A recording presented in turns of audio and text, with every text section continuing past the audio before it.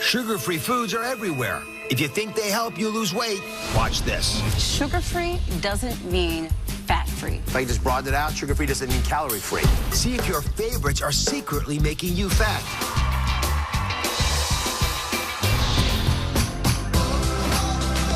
Will save lives today. You guys ready to get healthy?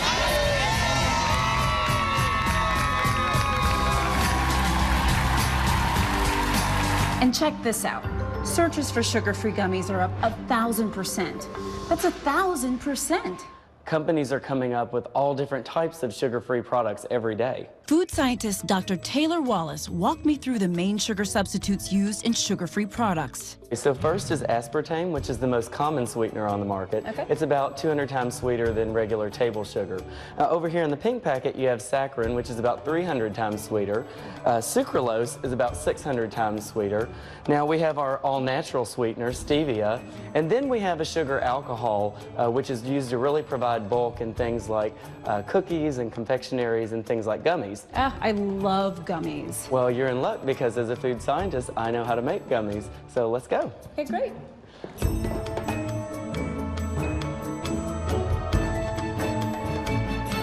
Food scientists have figured out how to make these sugar-free treats taste pretty good. Let me explain what's going on with these sugar-free foods that contain alcohol. So I made a little animation here. As tasty as these things are, and I picked, these gummy bears. They look pretty harmless, don't they? Yeah. All right, let's see what happens. Put them in your mouth.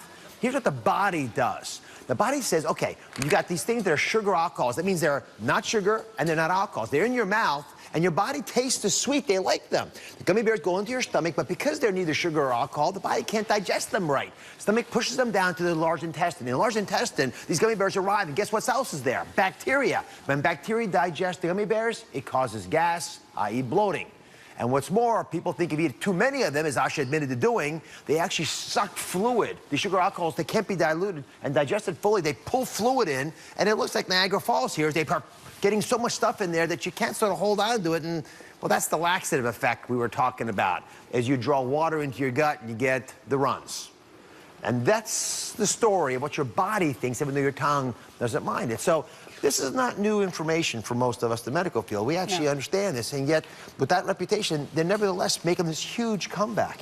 Well, it's true. And I should say that not all sugar alcohols are created equally. Some have fewer side effects than others. But that is something that we have to really think about. The thing about these sugar alcohols is they don't typically have an aftertaste, and they often add bulk to foods. But the thing about it is we're starting to see a little bit more of these sugar alcohols being on the shelves, just like you could buy sugar in some places, and you're able to bake with them and to sweeten your own foods with them and things like that. So this is something that we're seeing maybe a little bit more. Let's bring in food scientist Taylor Wallace. Thanks for being here. So explain to everybody, because you actually make these things, how common are the sugar alcohols? For example, you got chewing gum here. I mean, I didn't think chewing gum had sugar alcohols in it. Right, they're extremely common. In fact, the food industry has been safely using sugar alcohols for over 50 years. They're in a ton of products that you might not even know about, such as jellies, protein bars, even mouthwash.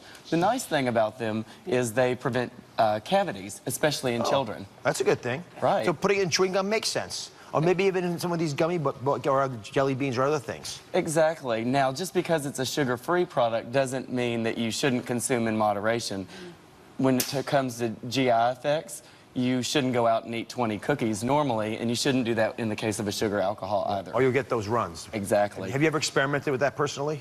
Absolutely, and in moderation, they're perfectly fine. And what happens when you eat too many of them? Well, then you get the GI discomfort and what you showed on the Even screen. the food scientists explain it. So what's the biggest misconception about these sugar-free foods? Right, we have to remember that sugar-free doesn't mean fat-free necessarily, okay? So when we think about like sugar-free chocolate, for example, it might be sugar-free, but it may be high in saturated or just general fats. And we know that as a society, we need to be cutting back on our fats. Yeah, and so essentially, if I just broaden it out, sugar-free doesn't mean calorie-free. That's right. You have a ton of calories in there, made up of fats and other things, so we gotta be careful. So let's go back to our sugar-sweet tooth ladies. How are you?